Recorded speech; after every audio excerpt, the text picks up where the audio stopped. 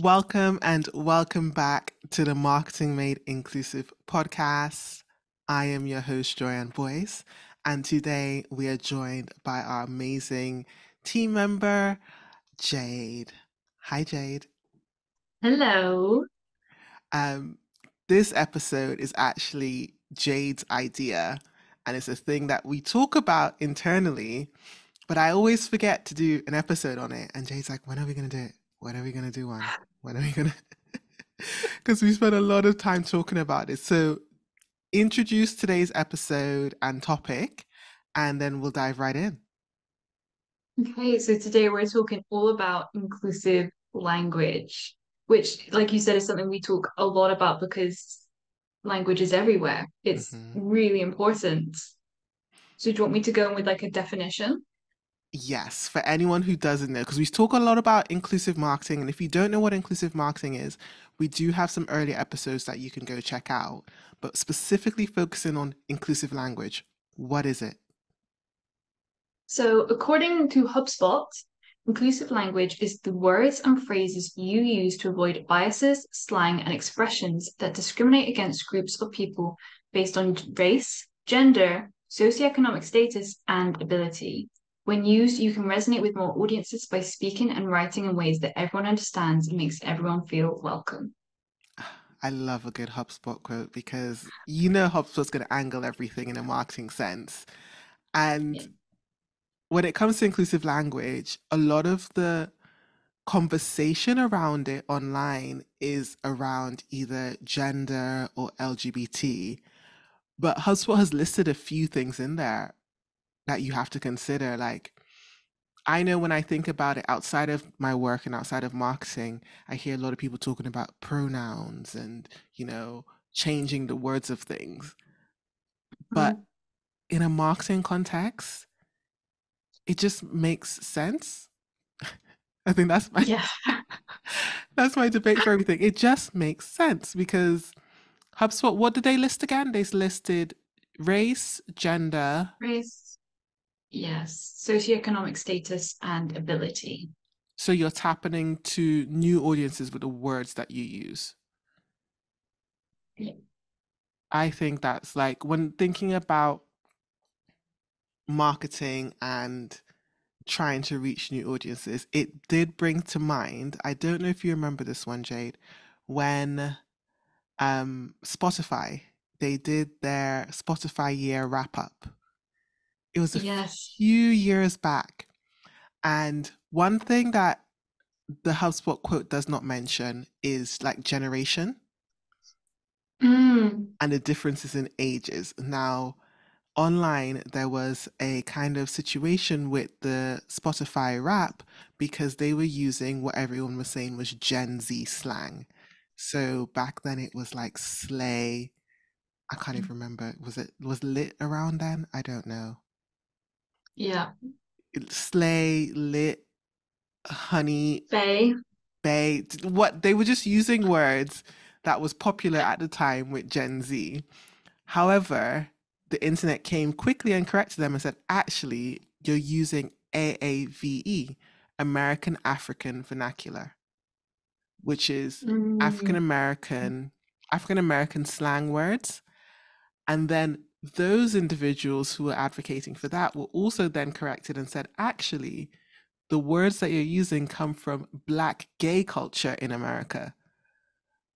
And it was just so fascinating to see how this trickled down and like words as specifically slay, that is gay culture and it came from them, but it got so popularized. And then when a brand used it and it was just like, actually, are you even supporting anyone? Like, why are you using these words? Yeah.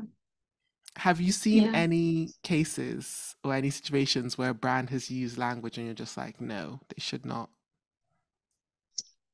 Oh, probably. I don't think I can remember specifically. I feel like a lot of makeup brands use that kind of language, but for some reason it fits. I feel like a lot of Mm. the thing with languages was it just gets like oh, I don't remember how you pronounce that word. Indoctrinated? Indoctrinated.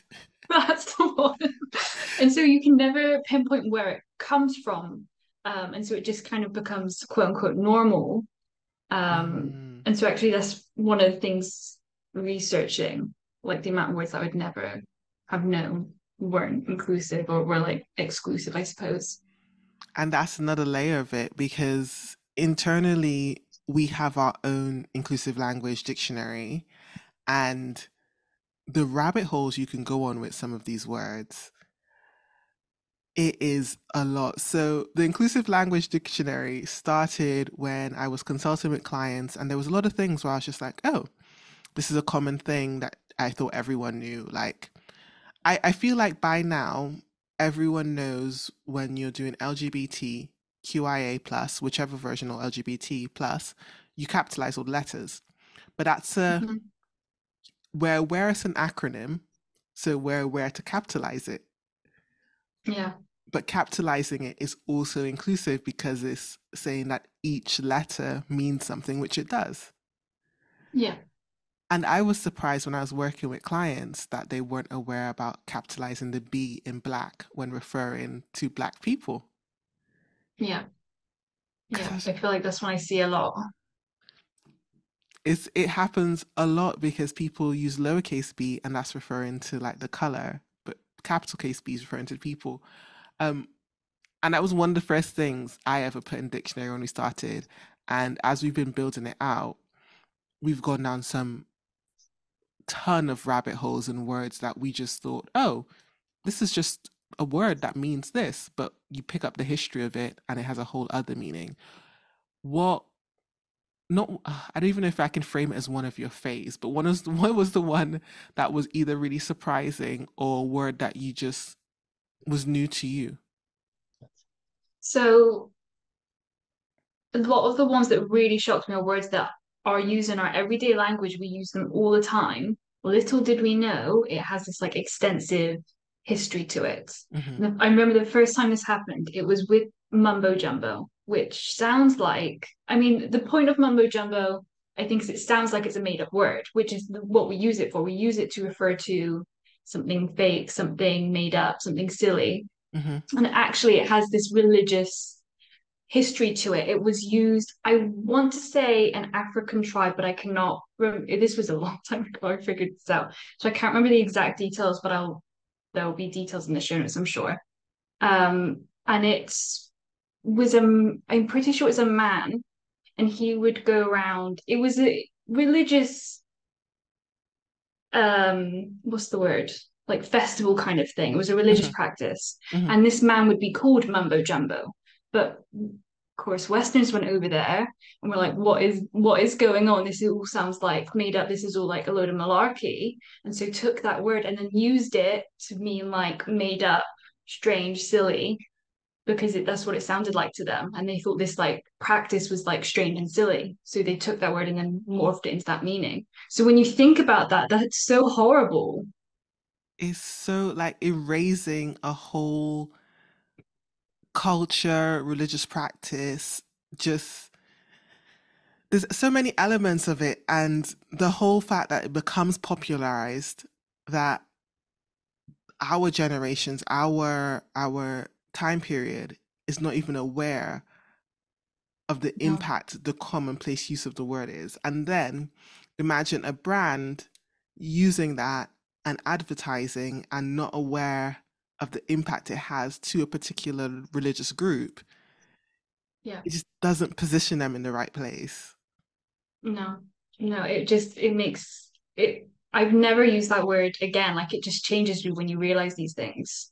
We have so many words like that in the dictionary. I remember the two that I actively try to so there's two elements to this conversation. There's words that you want to remove from your day-to-day language, and then there's words that are day-to-day in marketing. And Mhm. one of the words that crosses both elements for me is the word crazy. Yeah. I don't think I see it as much anymore, but I remember growing up, you'd see like, oh, this is a crazy deal or crazy something, or just describing Yeah. something big or something exciting, they would use the word crazy. And then growing up in my own like life, I would describe people in that way or describe myself in that way or just describe things using that word. Hmm. And then we dived into the research of it for the Inclusive Language Dictionary, and I'm just like, that is not what I mean. The actual Yeah. meaning of the word is not what I mean. The actual what the people are trying to get across when they use it in describing those deals or discounts is not what I mean. So I know for me, I still slip up. I still say or describe something, but I'll catch myself and my go-to replacement word now is like chaotic because Yeah. that's what like I'm trying to improve my language by thinking of what do I actually mean when I'm saying this. Um and then in terms of marketing, I think it's such an easy word to rely on that I just don't I It feel has like that like clickbait element to it. mhm. And it's just and if anyone's wondering why um crazy is not an appropriate term is because it comes from like mental health and describing individuals and the word caused a lot of harm over history. Like people who were described in that way were condemned, put in institutes. There's a whole range of things attached to it. So the historical attachment to the word is just not the one. Um, and another word that I did relate to, but I didn't realize why, kind of with that historical attachment as well, was hysterical. Mm, It's not a word I've seen in marketing. It's not that I've come across in any ads, but it's a word that always I just hated it. I didn't know why I hated it. I just hated the word yeah. hysterical. Like no matter how it was used, I just had it and I was like, oh yeah, this is gender linked. Yeah. This is As someone who did a literature degree, that we there was a lot of like reading about older text and researching, like because gender was something that come up again and again in literature. It's a really easy go-to, and the amount of times women were labeled as hysterical and like what they really meant by that, it just like grinds my gears to even think about it. yeah, I think it came up in psychology as well. Like Yeah. there's so many layers, but it's so funny that my lived experience made me dislike a word when I didn't understand why. And now I Mm, understand it. I'm just like, wow, there's so much in our culture that shapes the way words are used. I remember a word we discussed um, often and we're still kind of exploring is the word master. yeah. Yeah. I feel like every This, time I research it, there's like always new compelling arguments from like all directions. so give us a breakdown on the general discussion on master before we dive into our debates with it. So, master, I mean, it has slavery connotations because a master would be it's ownership, right? It's like owning something, but it's used so often in our like just a master bed. So that's like I think like the man of the house, the main bed. Hmm. It's used all the time for little things like that these days. And is so embedded into so many layers. Like I know within the tech community, they had a switch from using like master branch or master copy to main or parent.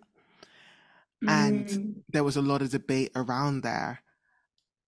And even in describing it as well, there's two elements. There's the race element, but there's also the gender element as well. That the main thing or the head of the household is male. So yeah, like there's so many layers within the word master itself because even when you think about like master bedroom, it implies that the head of the household is there and then the head of the household is yeah, male. So yeah. that's one side. There's historical elements and I have been challenged a lot whenever I raise that word with clients or raise that word with people who want to label things like masterclass. And the ongoing debate is can something be a master if there is not a slave attached to it? So if you're calling Mm, something master class, you are then implying that the other classes are quote unquote, unfortunately, slave classes. That like, but there's a separate history to the word in relation to the translation of cultures when someone is called like the most knowledgeable person. yes. and it's like, the apprentice learns from the master. Yeah, they are a master of their craft. Hmm. And that context is interesting. And I think this is where inclusive language gets really, not necessarily tricky, but detailed and nuanced. Where I think within countries where there is that element of like a long history of training the craft, years and years, and I'm thinking mainly um, Eastern Asian countries, the word translated to English may not have any connotations or any links. Yeah, yeah. But when you're within a society where that is literally the backbone of where the society, gained its wealth and so forth, there are direct links. So as a marketeer, you have to start thinking specifically about what locations are you targeting with Yeah, your ads, with your naming of things. Like, what location is this going out to? What market is it serving? And how will that be received? 100%. But yes, we have it ongoing in terms of there's almost a definite alternative replacement for the word master in almost any use case. Um, Hmm. my personal minor thing, not minor, but I'm exploring a to find a replacement word for the word masterclass. Yeah. And the reason is one, there's a literal brand of a company named Masterclass. Like they are named that. And Yeah. it's fascinating because what that implies is everyone on their course is in the way they're putting it is a master of their craft, you Hmm. know. And they're not just representing one type of person, they have a wide variety of people on there delivering courses. Yeah.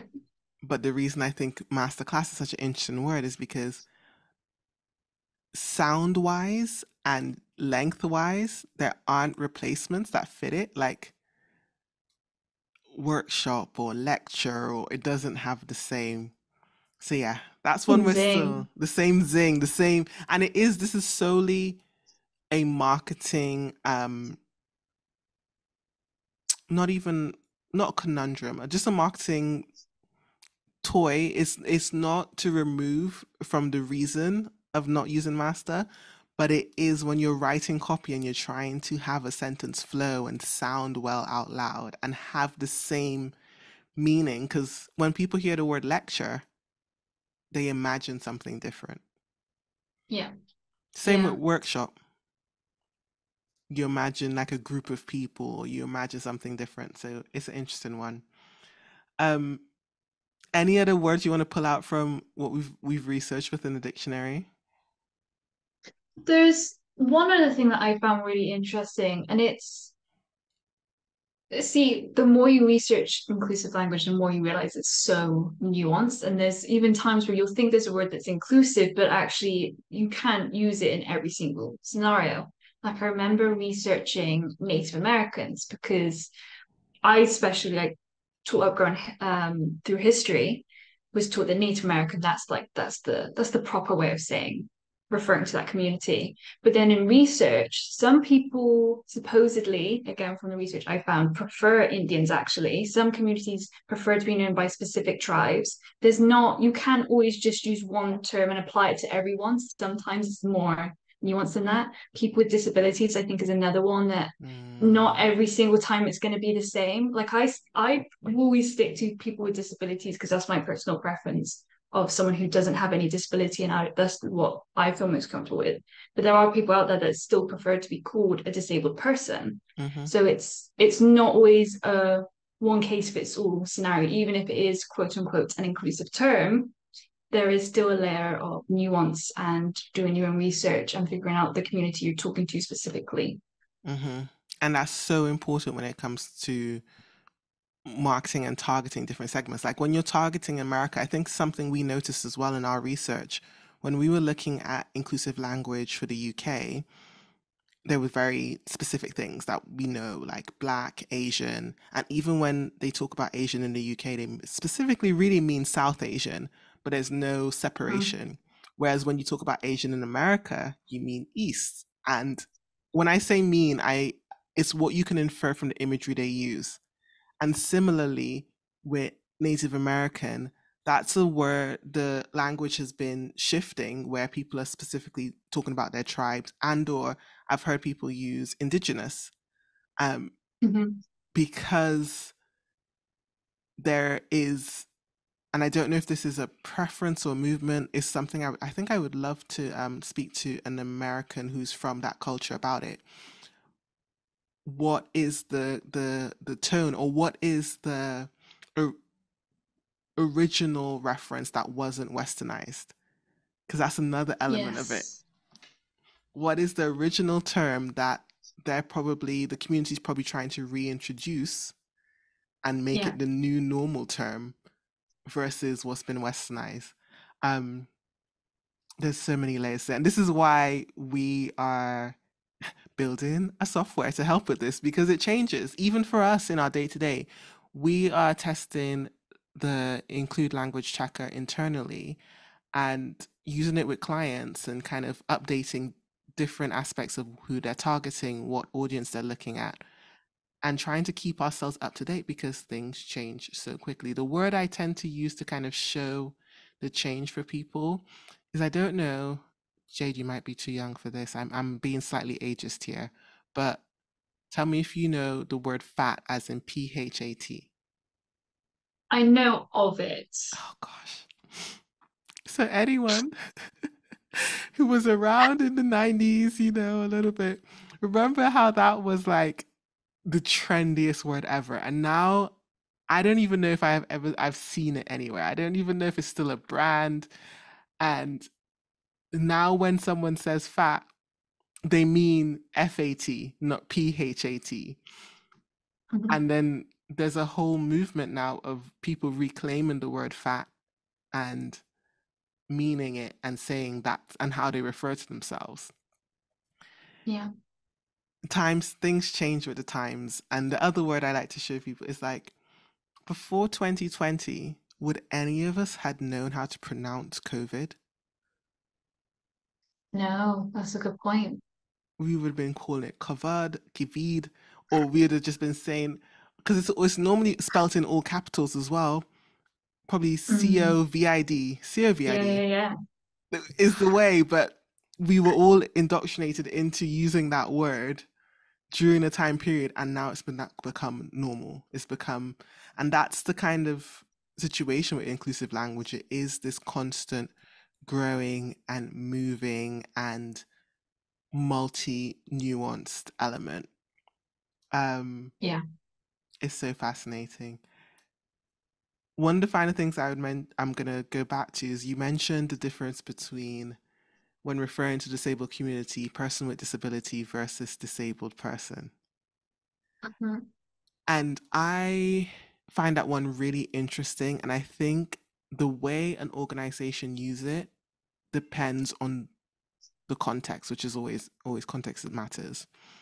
But when partnering or when directly working with a disabled person or a disabled community, I think use the language they use to refer to themselves. Yes. Yes. I think that's the rule that goes above all the other rules. Whatever the person tells you, and I think that can apply to a lot of communities. However they tell Hmm. you they want to be described as, community and or person, use that. Pronouns, Yes. race, blah blah blah blah. Um, there's a slight caveat to that. If their descriptor is an offensive word, you may not want that linked to your brand. Chances are very slim that it would be. Then second to that, I think it's multi-nuanced when it comes to disabilities, because the argument within the community, and I am a person with dyslexia, do not have a physical disability, I'm not representing the disabled community, is something I have witnessed, where people who refer to themselves as their disability, like I am dyslexic, are saying they don't want to be labeled as a person with disabilities, so therefore I am a person with dyslexia, because it makes it sound like you can remove the thing. So it makes it Mm, sound like one day I will be a person without dyslexia. yes. And that will never happen for me. And that's how I see it. So there are people who are saying when you put the width, you're adding separation. And sometimes it can make it nice and comfortable for non disabled people to put the width because it's like, oh no, I'm treating you as a human. I'm not treating you as your disability. But sometimes the two are so intertwined. It's an interesting one, and like I said, it's an ongoing debate within communities and within, especially within inclusive design as well, how to Hmm. phrase that when you're talking about your customers and when you're talking about your target audience.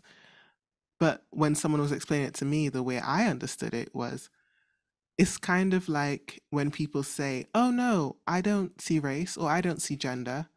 It's like, no, you do. Yeah.